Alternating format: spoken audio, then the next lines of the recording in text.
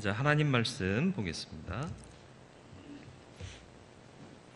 함께 나눌 하나님 말씀은 신약성경 고린도전서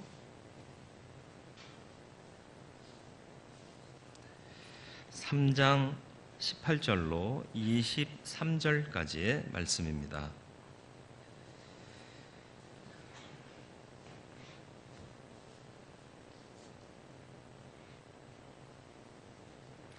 신약성경 고린도전서 3장 18절로 23절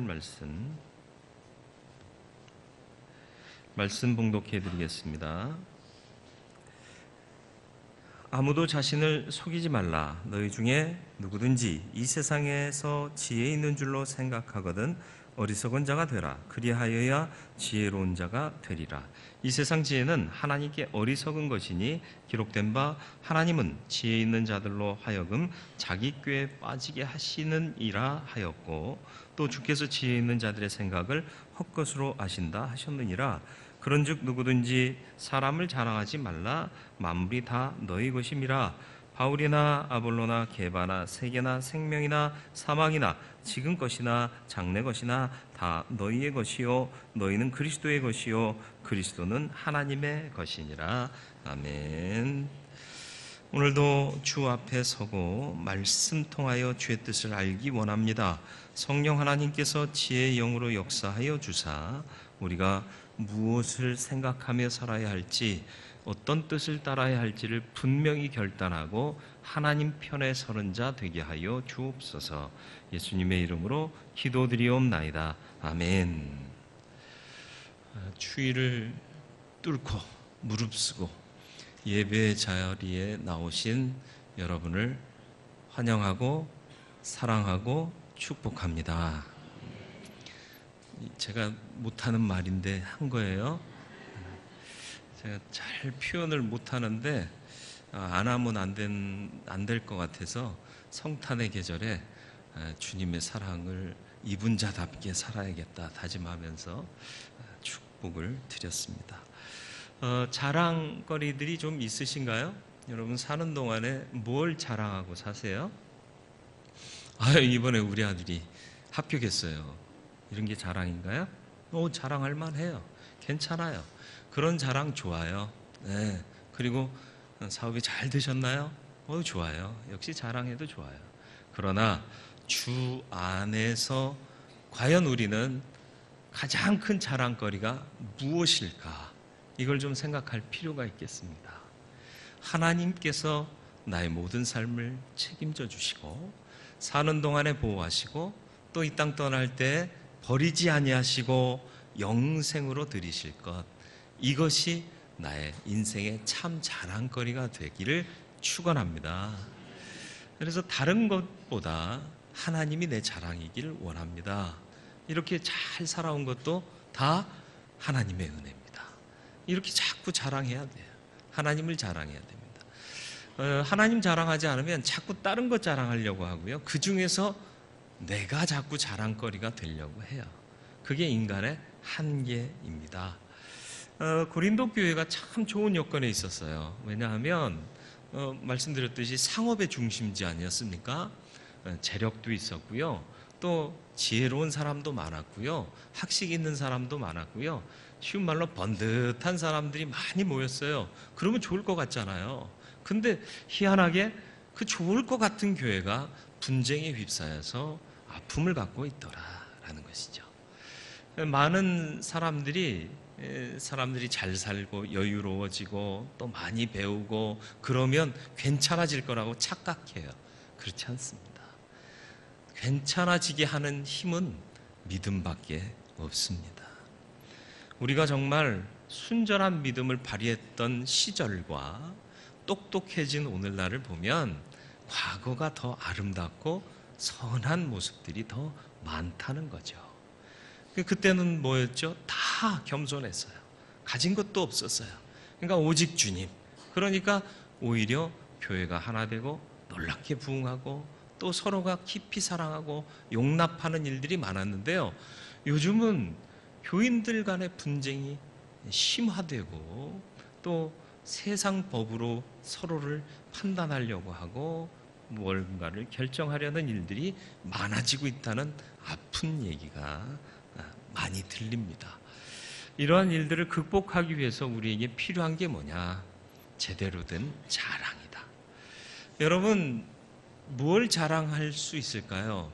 참된 자랑을 하려면 지혜가 있어야 돼요. 이게 자랑해도 괜찮을까? 이런 것들을 생각할 줄 알고 자랑해야 되는 거죠.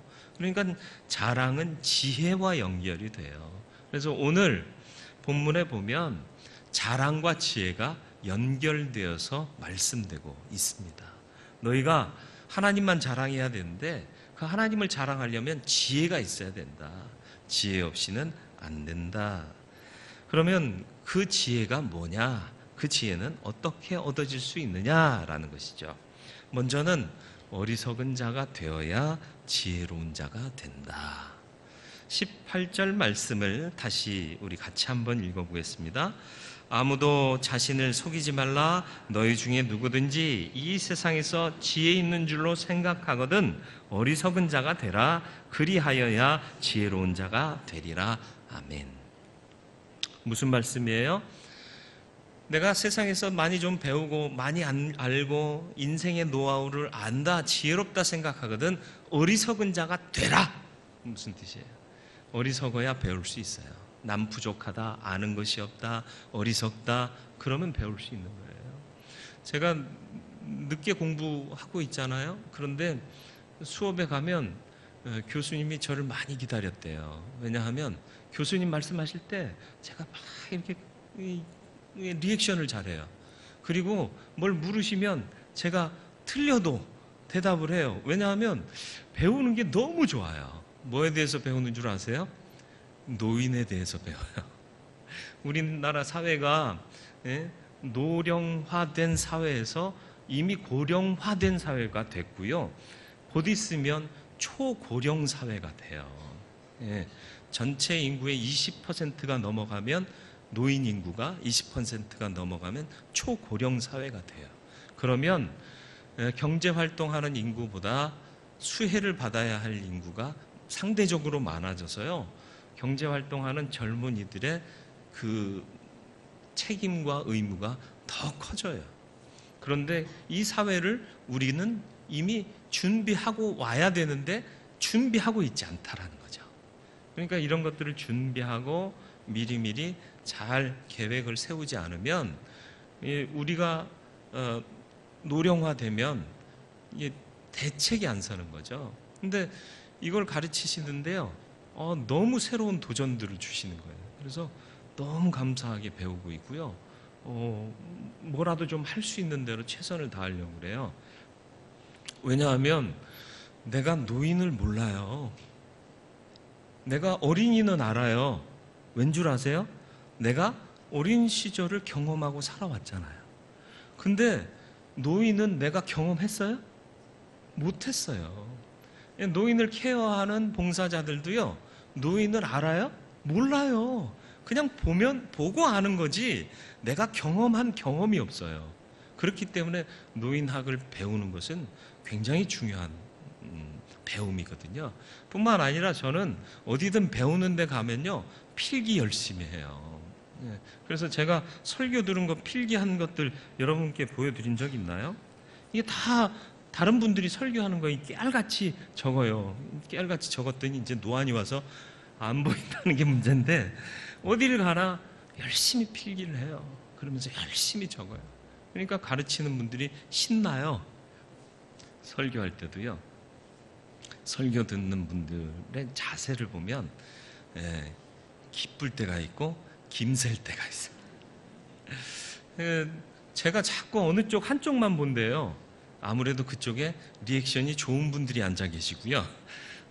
그렇지 않은 분들이 계신 쪽은 잘 눈이 안 가요. 라고 말할 것 같죠? 그렇진 않아요.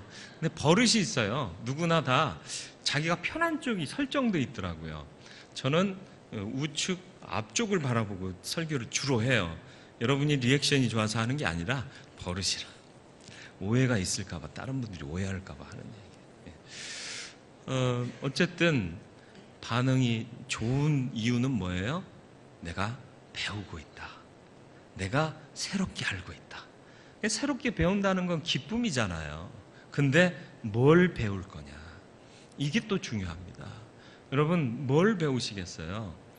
진리신 하나님의 말씀을 배워야 됩니다. 그러기 위해서는 내가 스스로 어리석은 자가 돼야 돼요. 그 말씀 나 다 알아. 옛날에 그 코스 다 성경 공부 다 했어. 아니요. 하나님의 말씀은 살아 운동력 있잖아요.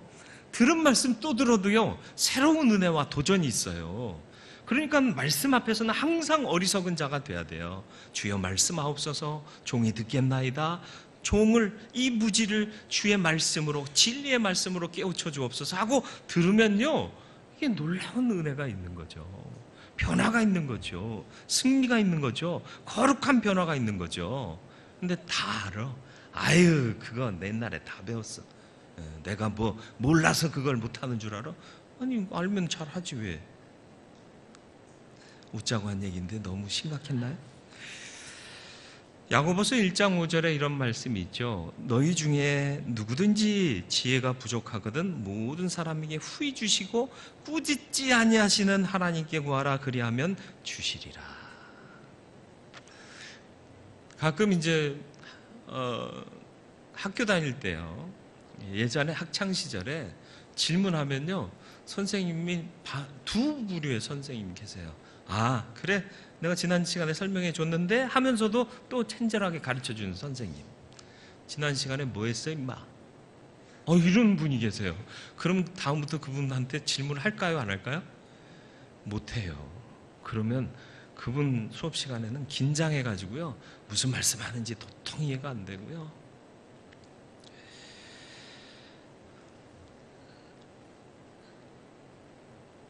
그렇게 사시길 바랍니다. 꾸짖지 않는 분이 계세요. 몰라도 물을 때마다 응답하시는 분이 계시는데 그분이 누구라고요? 하나님. 물으세요. 찾으세요. 그러면 후히 주시되 꾸짖지 아니하시고 주실 줄 믿습니다. 아는 것이 없다 생각하는 사람, 배웠어도 부족하다 느끼는 사람 잘 배우고요. 교사를 신뢰하는 사람일수록 더 잘 배울 수 있어요. 제가 고등학교 때요, 저희 담임 선생님이 생물 선생님이셨어요. 제가 되게 존경하고 좋아했어요. 그러니까 생물 성적은 우등생이었습니다. 물론 다른 과목이 좀 떨어져서 그렇죠. 선생님이 늘 불러서 면담하시기를, 야, 생물 잘해줘서 고맙긴 한데 국영수가 더 중요하다. 어쨌든 존경하고 좋아하니까 더 열심히 하게 되더라는 거죠. 하나님 더욱 사랑하시길 바랍니다. 그래서 그 말씀을 더 배우고 잘 배우실 수 있기를 바랍니다. 노년 우울증에 대한 조사를 봤는데요, 제가 공부하는 게 그런 분야니까 우울증을 극복하기 쉬운 사람들의 유형이 몇 가지가 있는데 그 중에 하나가 많이 배운 사람일수록 우울증을 극복하기가 쉽더라라는 결과가 나왔어요. 나는 중학교밖에 안 다녔는데, 난 고등학교밖에 그렇게 많이 배운 거 말고요, 끊임없이 배우는 삶의 자세를 가진 사람이 우울증을 극복하기가 그렇지 않은 사람보다 더 강하더라. 왜요? 배우려면 사람이 긍정적이 됩니다. 포용적이 돼요. 배워서 좋다, 긍정하는 마음이 있으니까 또 배우려고 하는 거 아니겠습니까? 그리고 배우다 보면 생각이 넓어져요. 그리고 또 쉽게 해소할 줄도 안다라는 거죠. 포용적이고 마음이 열려 있기 때문에 배우면서 생각이 넓어지니까 옹졸해지지 않는다는 거예요. 그러니까 생각이 넓어지고 이런 것들이 작용해서 우울증을 극복하는 데 큰 도움이 된다라는 것입니다. 내가 어리석은 자로 스스로를 생각하며 배울 자세를 견지하면 분열도 사라지고 나도 건강하게 되는 이중의 복을 받게 될 줄 믿으시고 말씀 잘 배우고 진리의 말씀에 귀 기울여 듣는 하나님의 사람들 되시기를 축원합니다. 두 번째로는 세상의 지혜는 하나님께 어리석은 것이 된다.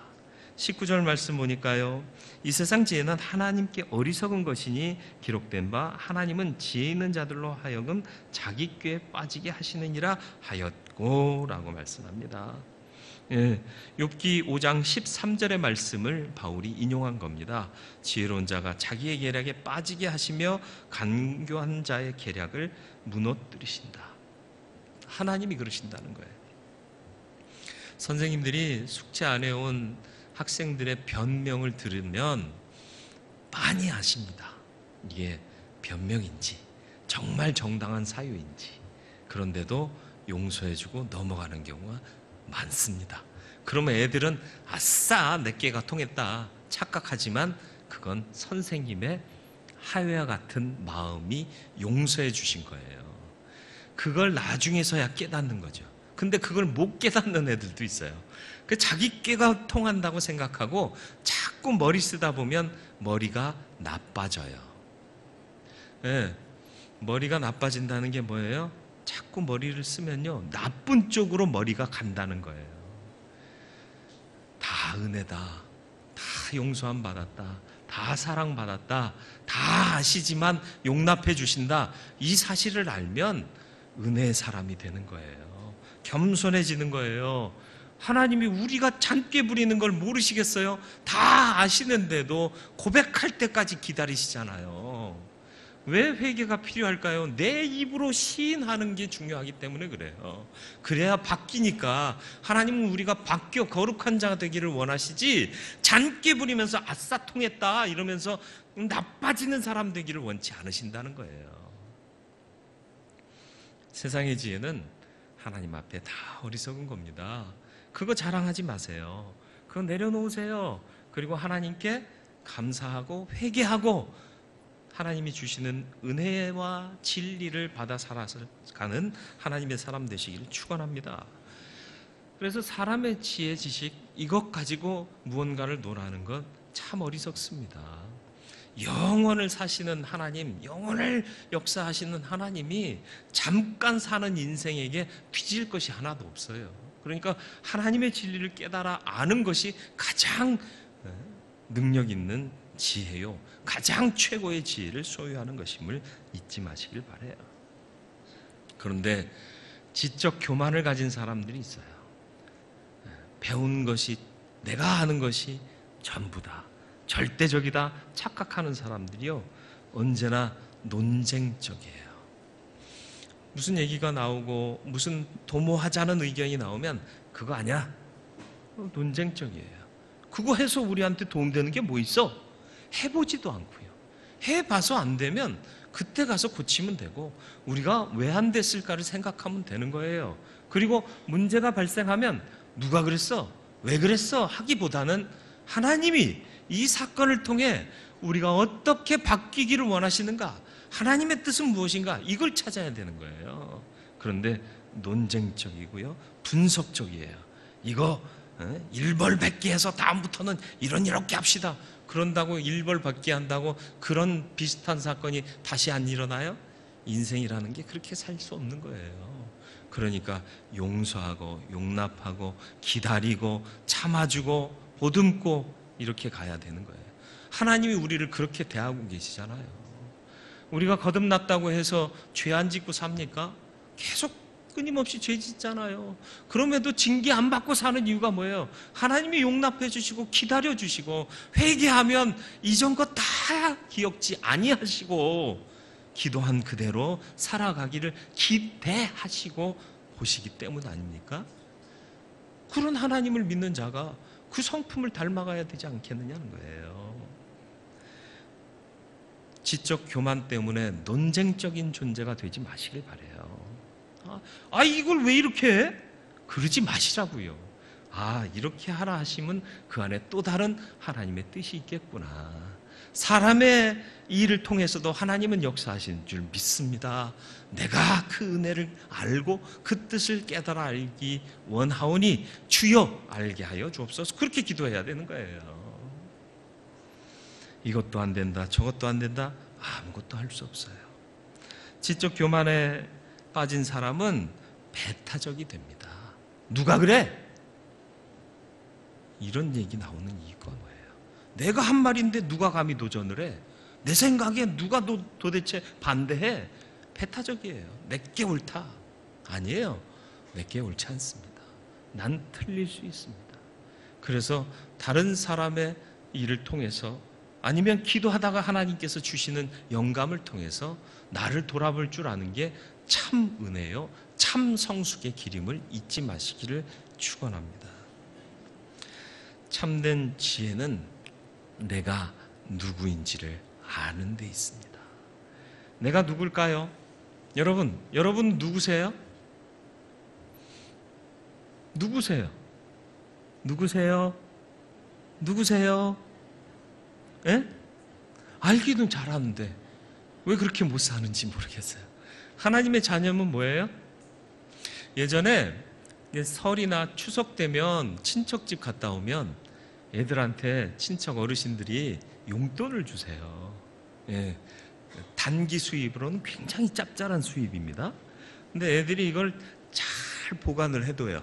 아무도 모를 거라고 생각하고. 그러나 부모님은 아십니다. 돈 냄새를 맡기 때문에. 그죠? 공과금 내야 되는데 모자라요. 예, 모자라요.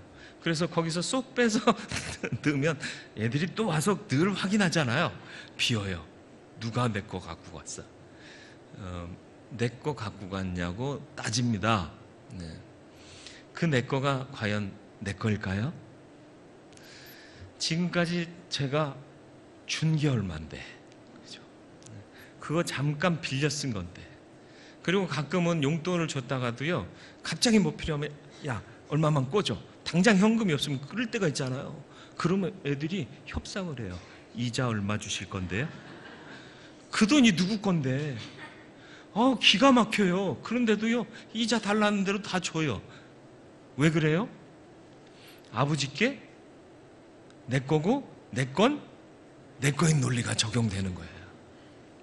지금 하나님 말씀을 하는 이 바울의 얘기가 그거예요. 이 모든 것이 다 하나님께 속한 거다. 그러니까 그거 얻으려고 거기에 매이지 마라 말이에요. 사람조차도 매이지 말아라. 게바, 아볼로, 바울 다 하나님의 사람이다. 그러니까 너희가 하나님의 자녀가 되면 그들도 다 너희를 위한 존재이지 너희가 그들에게 귀속될 존재가 아니다라는 말이에요. 무슨 말인지 아시겠어요? 제가 처음 한 말이 뭐라고요? 여러분 하나님 편 되세요. 나도 하나님 편 되겠습니다.